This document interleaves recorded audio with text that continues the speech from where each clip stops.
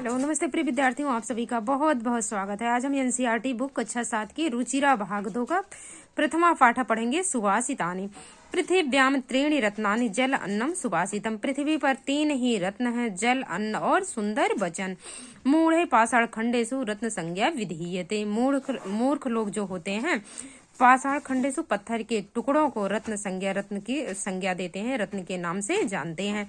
सत्येन धारते पृथ्वी। पृथ्वी सत्य को धारण करती है। सर तेन तपते रवि।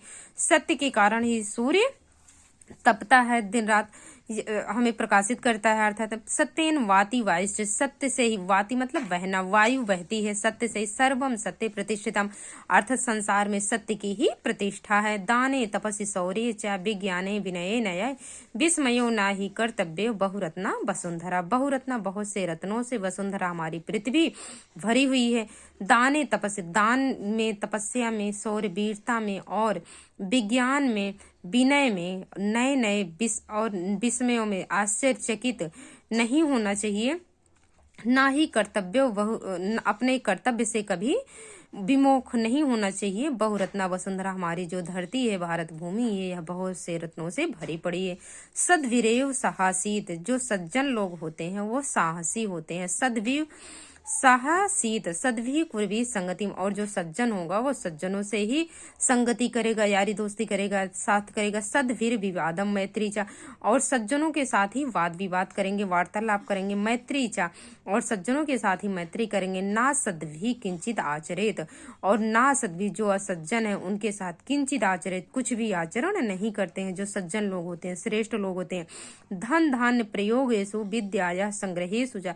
धन धान के चाहे प्रयोग हो, चाहे विद्या का संग्रह हो, आहार हो, व्यवहारिक ज्ञान हो, त्यक्त लज्जा सुखी हो। जो अपनी लज्जा को त्याग देते हैं वही व्यक्ति सुखी होते हैं। अर्थात चाहे धन धान के प्रयोग में हो, चाहे विद्या के संग्रह पढ़ाई लिखाई में हो, चाहे हमारे दैनिक जीवन के आचरण में हो, व्यवहारिक ज्ञान में हो, जो व्यक्ति त्यक्त लज्जा को त्याग देता वही सुखी होता है।